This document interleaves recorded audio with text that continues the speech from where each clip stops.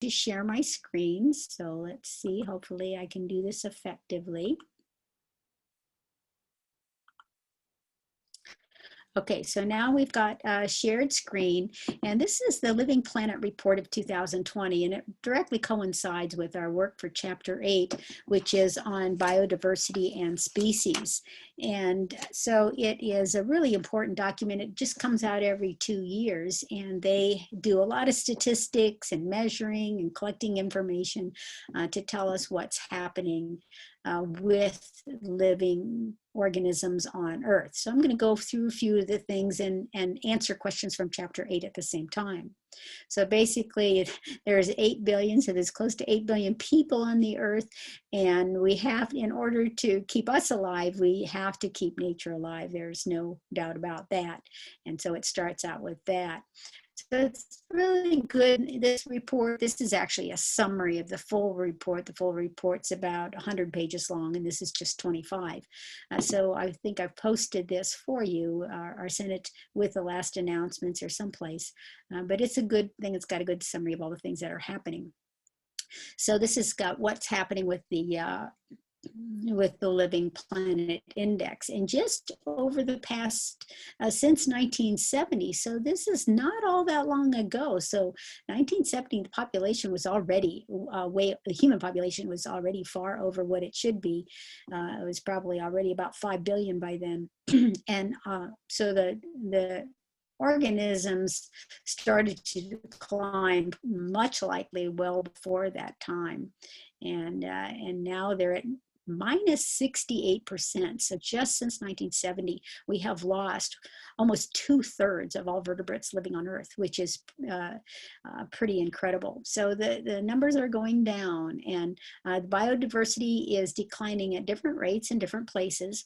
And this can be misleading too. And it's really kind of aggravates me a lot of times, because if you look at Europe, it looks like, oh, well, they're taking such good care of their place.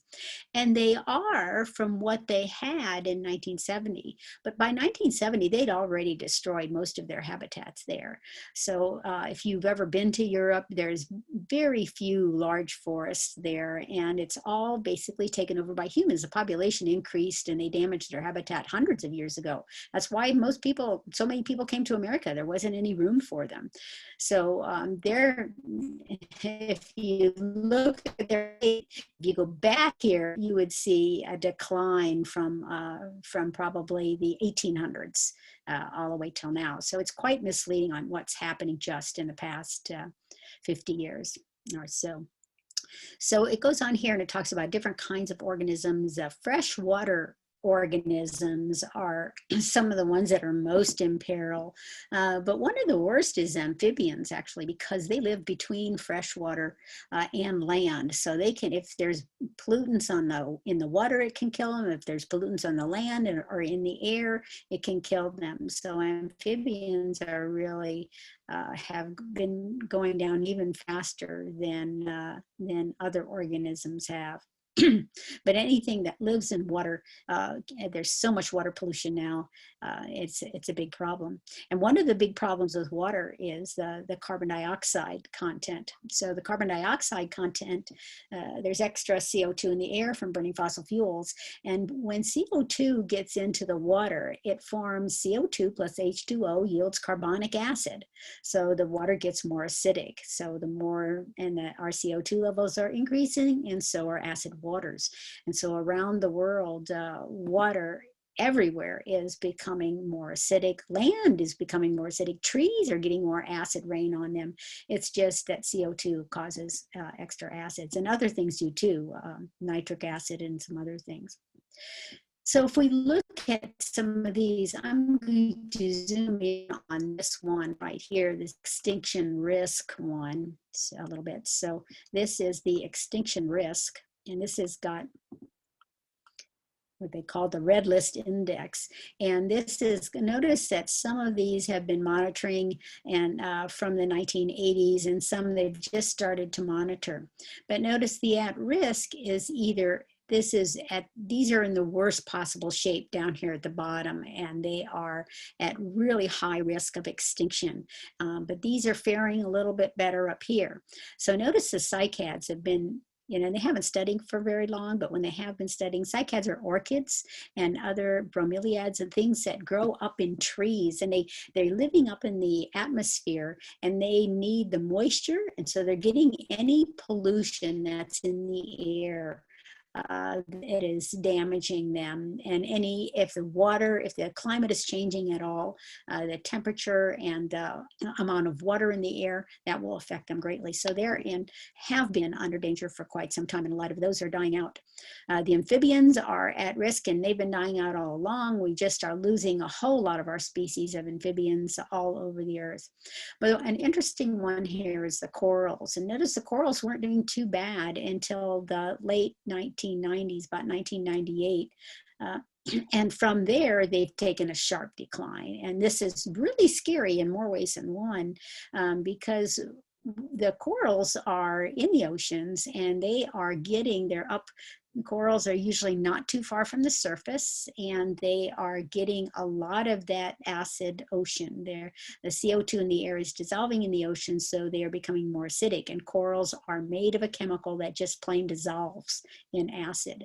So their carbonate skeletons dissolve when water turns acid. So the corals are dying off very rapidly around the world. And the coral reefs are the source of all kinds of biodiversity. So many marine organisms depend upon them.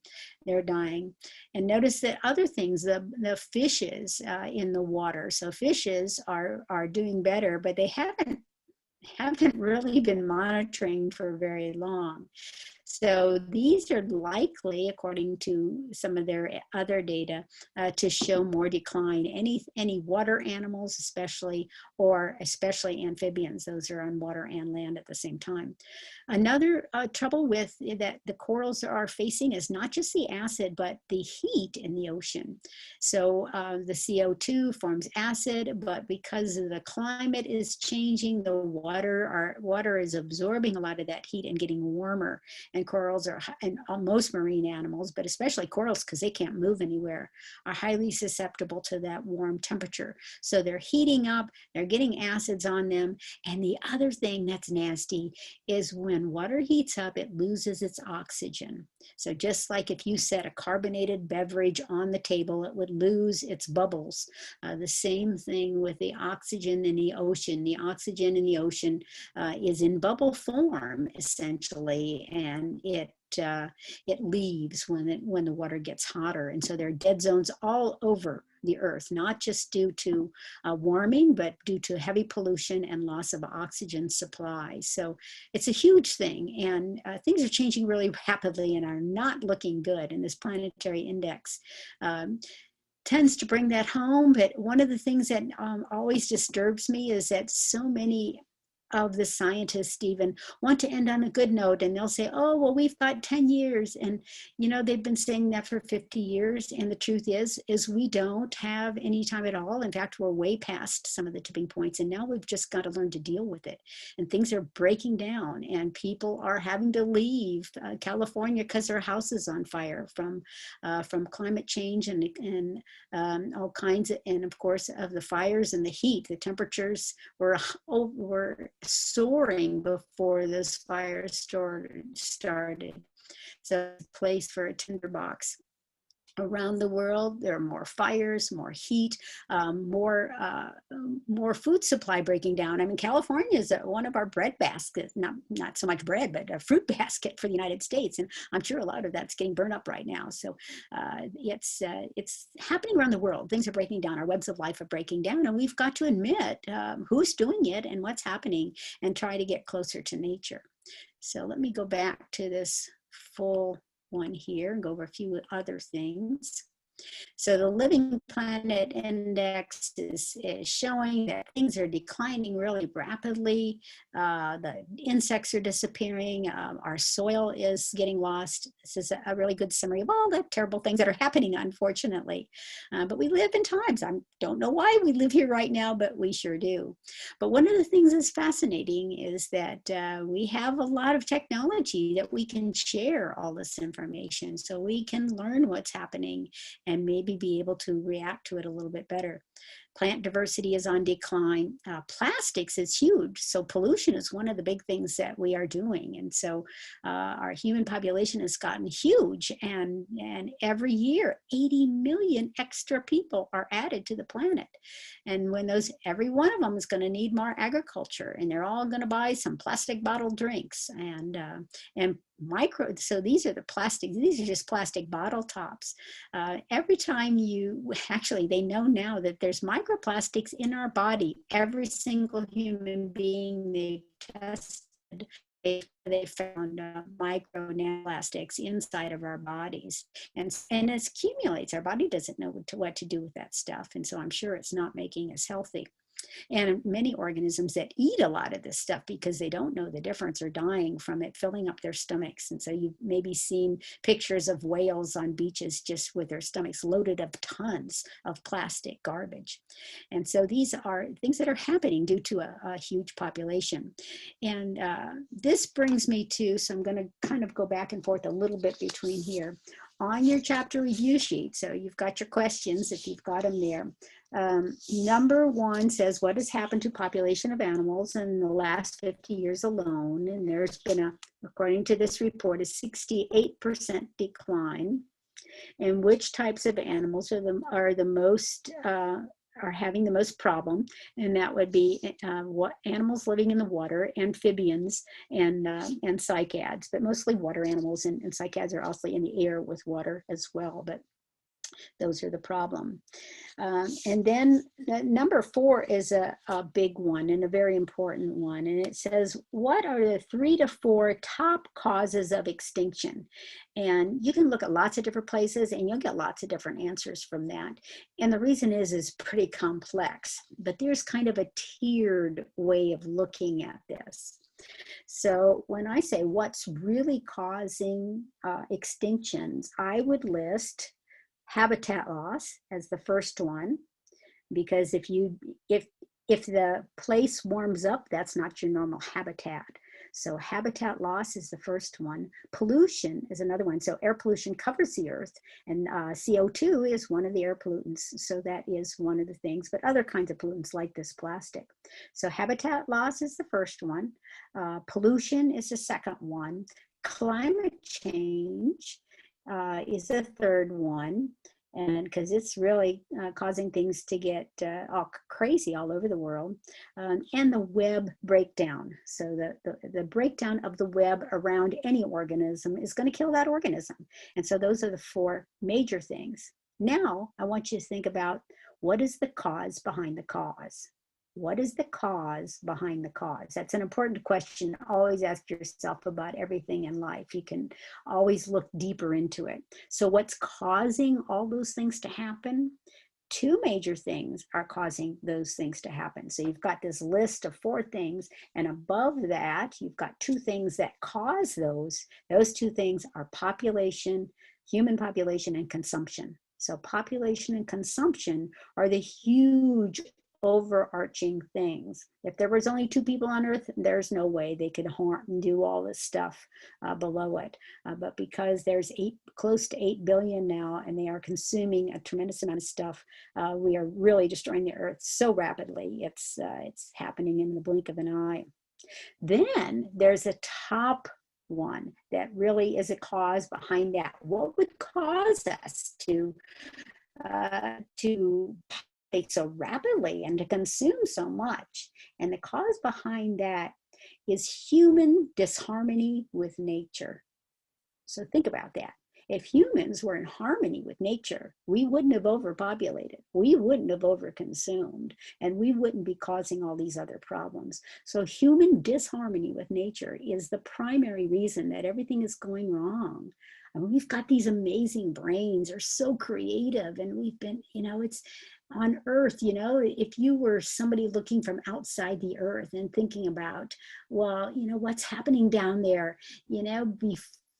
you would think, oh, wow, look at these creative creatures. They've got such great capabilities. And then you watch us overpopulate and you say, our brains are too big for our britches. We are just totally out of harmony with nature. We refuse to do the things that are necessary to stay in harmony with nature. So we wouldn't have overpopulated, you just wouldn't do that. My husband and I were interested in nature very early on, and we got together in our youth. We got married when we were 20, and it was almost 50 years ago. We were there at the first Earth Day, and we decided not to have kids because we could see this coming. They said this at the first Earth Day, we're overpopulated, we're overconsuming. And so we changed the way we love nature, and we wanted people to be here, but it's lifestyle changes that you can make. And even now, those things, the choices that you make a difference to you, if not to nobody else. So living in harmony with nature is an amazing thing. So you can see those trees; those are picture right outside, at the back of my house out there.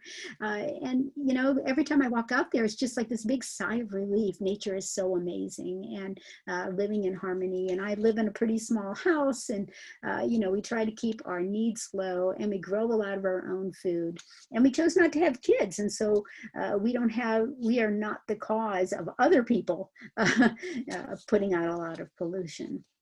And so living in harmony with nature is something that is really much better for us, and of course better for our environment. And if Homo sapiens is going to survive at all, it's going to have to be a total change in how we view our interactions with nature. So that is the most important thing about this chapter, and about the whole course really, is living in harmony with nature is so important. Are there any questions about that?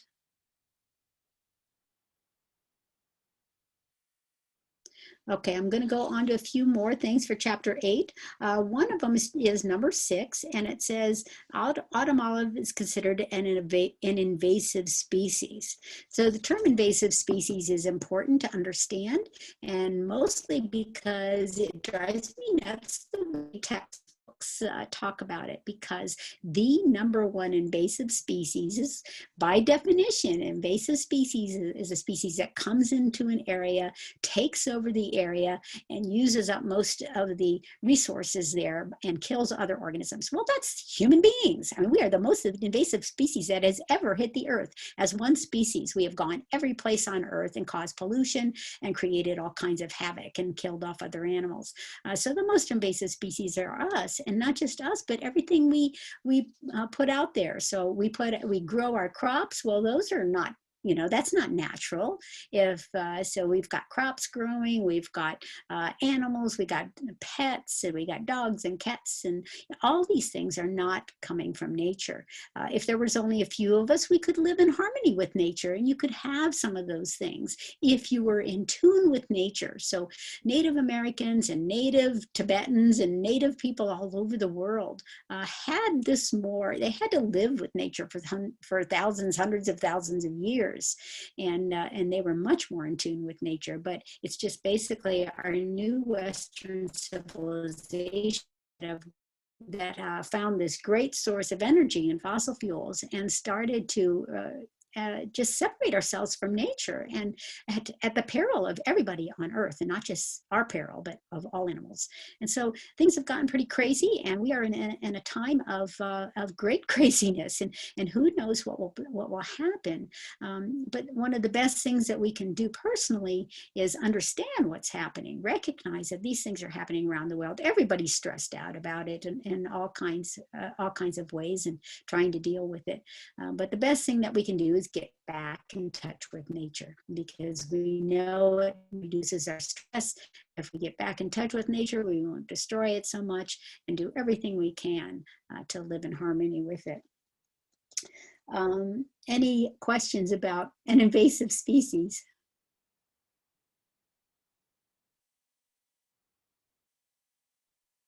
Okay, so I'll go on. Another one that can be a little bit confusing, there's a word number 7, define bioaccumulation. And you'll see 2 words. I want you to, if you can, write these down somewhere. Bioaccumulation and biomagnification.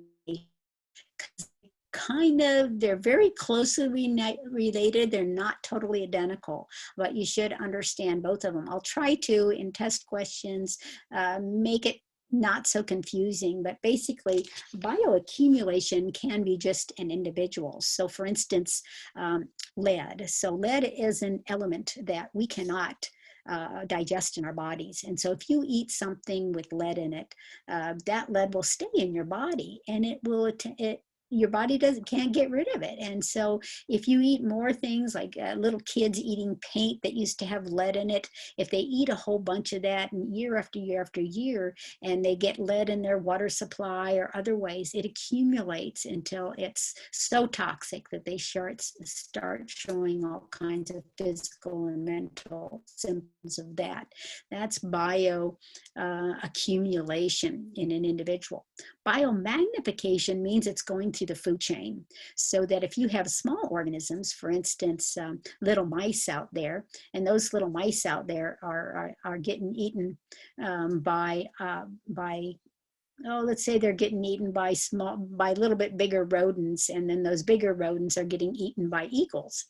And so the mice might accumulate the lead, but the bigger animal, let's say a small possum or something, eats them. So if the mice had 10 pollutants in it, and the possum eats 10 mice, then that possum's going to have 10 times whatever they have in it. So 10 times 10 will have 100 pollutants in it. And then if the eagle eats, say 3 or 4 possums, it's going to have hundreds of lead elements in it. And so that's called biomagnification. So it magnifies up the food chain, but can accumulate in any individual. Any question about that? Okay. So I think the only other one, it says explain why large use of biofuel is not environmentally sound. That should have been fairly easy to find out. But there are still some people out there that are pushing for biofuel, and it's really a bad idea because we really need our forest, and that's where they're getting a lot of it from. And they say, oh, well, we can grow crops and use it for biofuel. Well, we need that for food sources. Biofuel is a really bad idea. So we really need our oxygen. We need for our land to absorb CO2. So it should not be a good primary source, at least, of our energy supply. We need to reduce our energy needs. That's far more important. And we'll talk about that and other energy sources in chapter 13, I believe, on energy.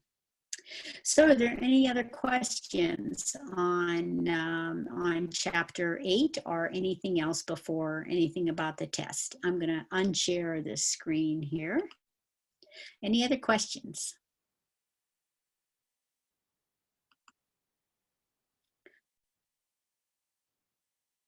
Okay, I'm going to stop recording now. And if you want to hang out for a second and have a personal question or anything else you want to ask me, you can hang out while others are leaving. I want to thank everybody for coming. I really appreciate it. It's nice to have somebody to talk to. So I really appreciate you coming, and hope you do well on the test. Thank you very much. Have a good week. Okay. Yes.